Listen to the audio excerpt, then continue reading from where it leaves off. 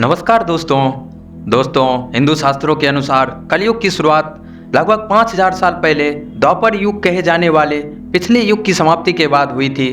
दोस्तों, कलयुग एक ऐसा शब्द है जिसका उपयोग हिंदू धर्म में वर्तमान युग को संदर्भित करने के लिए किया जाता है, जिसे नैतिक पतन, अराजकता और पीड़ा की विशेषता माना जाता है।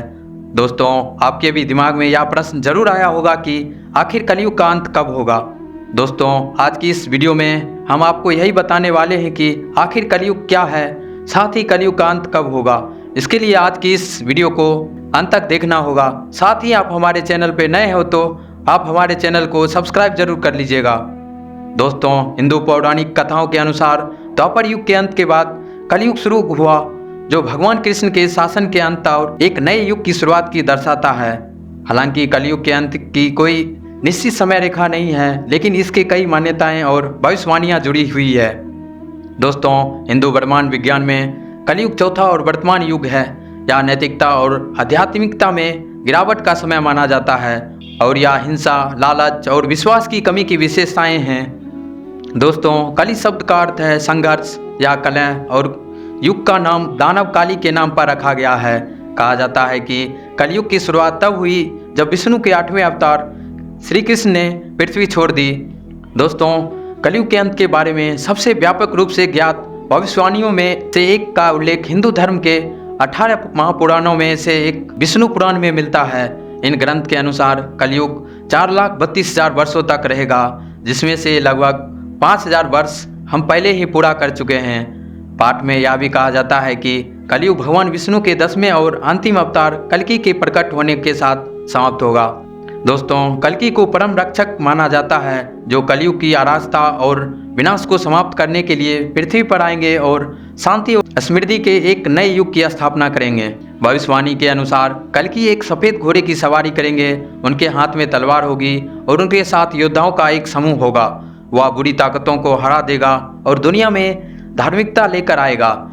इसके अलावा कुछ दूसरे विद्वानों का मानना है कि कलयुग का अंत दुनिया के विनाश के साथ होगा। उनका मानना है कि दुनिया आग, बाढ़ और भूकंप से नष्ट हो जाएगी।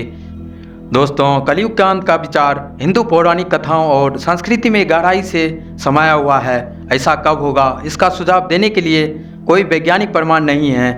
यह ध्यान रखना महत्वपूर्ण है कि कलयुग की अवधारणा प्रकृति में प्रतीकात्मक और लाक्षणिक है और इसे शाब्दिक रूप से नहीं लिया जाना चाहिए। यह मानव समाज की वर्तमान स्थिति का प्रतिनिधित्व है, जो लालच, भ्रष्टाचार और हिंसा से ग्रस्त है। दोस्तों, कई धार्मिक विद्वानों और आध्यात्मिक नेताओं का मानना है कि कलयुग का अंत एक बार की घटना नहीं है, बल्कि एक क्रमिक प्रक्रिया है, जिसके लिए मानव से सामूहिक प्रयास की आवश्यकता होती है। उनका तर्क है कि कलयुग को समाप्त करने का एकमात्र तरीका प्रेम, करुणा और अहिंसा जैसे गुणों को अपनाना है। दोस्तों, इस दृष्टिकोण के अनुसार कलयुग का अंत किसी बाहरी शक्ति के हस्तक्षेप की प्रतीक्षा का विषय नहीं है, बल्कि व्यक्तियों के लिए अपने कार्यों की जिम्मेदारी लेने और समाज की बेहतरी में योगदान करने का एक अवसर है।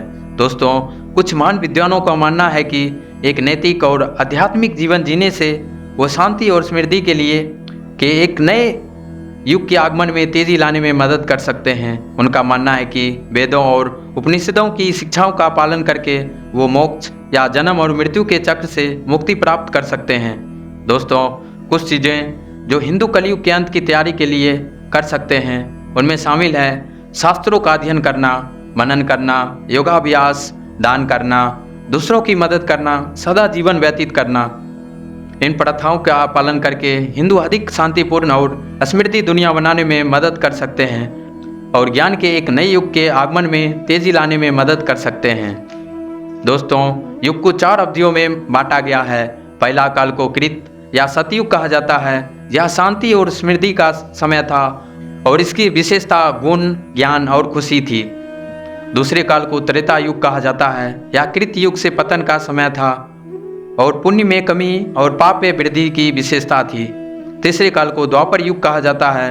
यह त्रेता युग से और अधिक गिरावट का समय था और यह और भी अधिक पाप और पुण्य में कमी की विशेषता थी। चौथा और वर्तमान काल कलयुग कहलाता है। यह सबसे बड़ी गिरावट का समय है और इसकी विशेषता हिंसा, लालच और विश्वास की कमी है। दोस्तों, कलयुग का अंत एक जटिल और बहुआयामी अवधारणा है जिसकी निश्चित रूप से भविष्यवाणी नहीं की जा सकती है। हालांकि इससे जुड़ी भविष्यवाणियाँ मान्यताएं हैं, लेकिन आलोचनात्मक और खुले विचारों वाले दृष्टिकोण से सोचना भी काफ़ी जरूरी है। कलयुग का अंत किसी बाहरी शक्ति के हस्तक्षेप की प्रतीक्षा का विषय नहीं है, बल्कि व्यक्तियों के लिए अपने कार्यों की जिम्मेदारी लेना और समाज की बेहतरी में योगदान करने का एक अवसर है। कलयुग को समाप्त करने के लिए किसी दैवीय हस्तक्षेप की प्रतीक्षा करने के बजाय हम एक बेहतर दुनिया की दिशा में छोटे कदम उठा सकते हैं। दोस्तों, हम अपने दैनिक जीवन में दया, करुणा और सहानुभूति को बढ़ावा देने की दिशा में काम कर सकते हैं। हम अपने समुदाय में असमानता को कम करने और न्याय को बढ़ावा देने की दिशा में भी काम कर सकते हैं। ये छोटे कदम जब सामूहिक रूप से उठाए जाते हैं तो हमारी दुनिया में एक महत्वपूर्ण सकारात्मक बदलाव ला सकते हैं।